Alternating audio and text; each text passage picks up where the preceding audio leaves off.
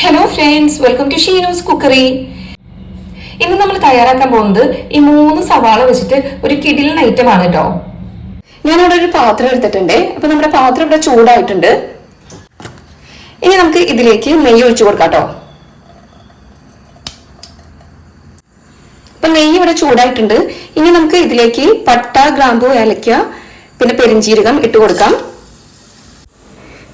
ഞാൻ ഇതിലേക്ക് 3 ചെറിയ കഷ്ണം പട്ട, ഒരു 5-6 ഗ്രാമ്പു, 1/2 സ്പൂൺ പെരിഞ്ചീരകം, 3 ഏലക്കയാണ് എടുത്തിട്ടുള്ളത്.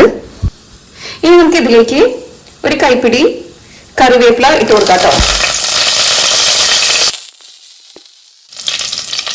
ഞാൻ 3 സവാള കട്ട് ചെയ്ത് വെച്ചിട്ടുണ്ട്. അത് നമുക്ക് ഇതിലേക്ക് ചേർക്കാം. സവാള പെട്ടെന്നൊന്ന് വാടി കിട്ടാൻ വേണ്ടിയിട്ട് അല്പം ഉപ്പ് ചേർക്കുന്നുണ്ട്. നന്നായി ഒന്ന് ഇളക്കി കൊടുക്കാം കേട്ടോ. നമുക്ക് ഇതിലേക്ക് 2 പച്ചമുളക് ചേർക്കാമേ. ഇപ്പൊ സവാള ചെറുതായിട്ടൊന്ന് വാടി വന്നിട്ടുണ്ട്. ഇനി നമുക്ക് ഇഞ്ചി, വെളുത്തുള്ളി ചതച്ചത് ഇത് ഇട്ട് കൊടുക്കാം കേട്ടോ. ഇപ്പൊ ഞാനിവിടെ ഒരു 10 വെളുത്തുള്ളിയും പിന്നെ ഒരു ചെറിയ കഷ്ണം ഇഞ്ചി ചതച്ചതാണ് ഇട്ട് കൊടുക്കുന്നത്. നന്നായി ഒന്ന് യോജിപ്പിച്ച് കൊടുക്കാം. നമുക്കിനി ഇതിലേക്ക് ഒരു തക്കാളി കട്ട് ചെയ്ത് വെച്ചത് ചേർക്കാം കേട്ടോ. ഇതൊക്കെ പെട്ടെന്നൊന്ന് വെന്ത് കിട്ടാൻ വേണ്ടിയിട്ട് നമുക്ക് മൂടി വെച്ചിട്ട് വേവിക്കാമേ. ഒരു 5 മിനിറ്റ് മൂടി വെച്ച് വേവിക്കാം കേട്ടോ. ഇപ്പൊ തക്കാളിയൊക്കെ നന്നായിട്ട് വെന്ത് കിട്ടിയിട്ടുണ്ട്. ഇനി നമുക്ക് ഇതിലേക്ക് പൊടികൾ ചേർക്കാം കേട്ടോ. അപ്പൊ ഞാനിവിടെ 1.5 ടേബിൾ സ്പൂൺ മീറ്റ് മസാലയാണ് എടുത്തിട്ടുള്ളത്. പിന്നെ ഒരു 1/4 സ്പൂൺ മഞ്ഞൾപ്പൊടി, പിന്നെ നമുക്ക് വേണ്ടത് 1 സ്പൂൺ കാശ്മീരി മുളക് പൊടിയാണ്. ഇനി നമുക്ക് നന്നായിട്ട് ഇത് മിക്സ് ചെയ്ത് കൊടുക്കാം. ഇതിലേക്ക് 1/2 ഗ്ലാസ് ചൂടുവെള്ളം ഒഴിച്ചു കൊടുക്കുന്നുണ്ട് കേട്ടോ. നമുക്ക് ഇതിലേക്ക് തൈര്, മല്ലിയില, പുതിനയില ഇതൊന്നും ചേർക്കണ്ട കേട്ടോ. ഇനി നമുക്ക് ഇത് ഒരു 5 മിനിറ്റ് നേരം മൂടി വെച്ച് വേവിക്കാം.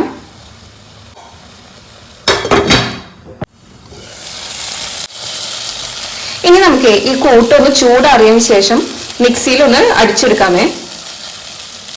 അപ്പൊ ആ കൂട്ട് നമ്മൾ ഇവിടെ മിക്സിയിൽ അടിച്ചെടുത്തിട്ടുണ്ട്. നമ്മുടെ മസാലക്കൂട്ട് വഴറ്റിയിട്ടുള്ള പാത്രം ഞാനിവിടെ കഴുകി വൃത്തിയാക്കിയിട്ടുണ്ട്. ഇനി നമുക്ക് ഇതിലേക്ക് നെയ്യ് ഒഴിച്ചു കൊടുക്കാമേ.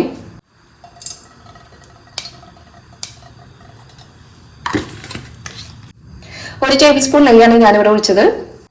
ഇപ്പൊ നെയ്യ് ഇവിടെ ചൂടായിട്ടുണ്ട്. ഇനി നമുക്ക് നമ്മുടെ മസാലക്കൂട്ട് ഇതിലിട്ടിട്ടൊന്ന് വഴറ്റിയെടുക്കാം കേട്ടോ.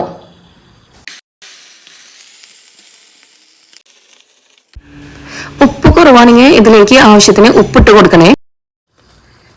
അപ്പൊ നമ്മുടെ ഈ കൂട്ടിലത്തെ ജലാംശം ഒന്ന് വറ്റി കഴിഞ്ഞിട്ടുണ്ടെങ്കിൽ നമുക്ക് വേവിച്ച് വെച്ചിട്ടുള്ള ചോറ് ഇതിൽ ഇട്ട് കൊടുക്കാമേ.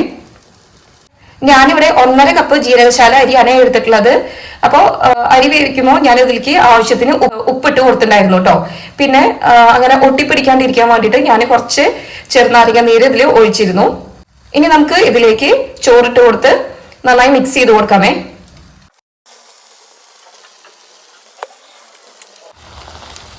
നമുക്കിനി നന്നായി മിക്സ് ചെയ്ത് കൊടുക്കാം. ഇനി മിക്സ് ചെയ്ത് കൊടുക്കുന്ന ടൈമിൽ ലോ ഫ്ലെയിമിൽ ഇട്ടിട്ട് വേണം കേട്ടോ അത് ചെയ്ത് കൊടുക്കാൻ.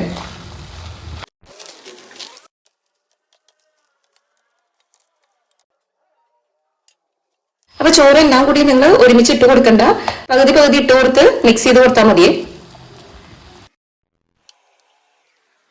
ഇപ്പൊ നമ്മൾ ചോറൊക്കെ നന്നായിട്ട് മിക്സ് ചെയ്ത് കൊടുത്തിട്ടുണ്ട്. ഇനി നമുക്ക് ഫ്ലെയിം ഓഫ് ആക്കാം കേട്ടോ. പിന്നെ ഞാനിവിടെ ചെറിയൊരു പാനിലേക്ക് ഒരു 1.5 സ്പൂൺ നെയ്യ് ഒഴിച്ചിട്ട് അണ്ടിപ്പരിപ്പ് വറുക്കാൻ വെച്ചിട്ടുണ്ട്. നമുക്കിനി ഇതിലേക്ക് കിസ്മിസ് ഇട്ട് കൊടുക്കാം കേട്ടോ. ഇപ്പൊ നമ്മുടെ അണ്ടിപ്പരിപ്പും കിസ്മിസും നന്നായി വറുത്തിട്ടുണ്ട്. ഇനി നമുക്ക് ഇതൊരു ബൗളിലേക്ക് മാറ്റാം. ഇനി നമുക്ക് ഇത് സെർവ് ചെയ്യുന്ന പാത്രത്തിലേക്ക് ഇടാമേ.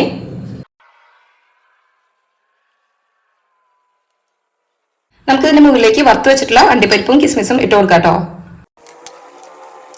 ഇതിന്റെ മുകളിലേക്ക് നെയ്യിൽ വറുത്തിട്ടുള്ള വേപ്പില ഇടുന്നുണ്ട്. 1 സ്പൂൺ നെയ്യ് ഒഴിച്ചു കൊടുക്കാം. അപ്പോൾ ഇതാണ് നമ്മൾ ഇന്ന് തയ്യാറാക്കിയിട്ടുള്ള ഓണിയൻ റൈസ്. അപ്പൊ നിങ്ങൾ തീർച്ചയായും വീട്ടിൽ ഇത് തയ്യാറാക്കി നോക്കി ഫീഡ്ബാക്ക് അറിയിക്കണേ. എൻ്റെ ഈ വീഡിയോ ഇഷ്ടപ്പെട്ടുവെങ്കിൽ എൻ്റെ ഈ ചാനൽ സബ്സ്ക്രൈബ് ചെയ്ത് ലൈക്കും സപ്പോർട്ടും ചെയ്യണേ.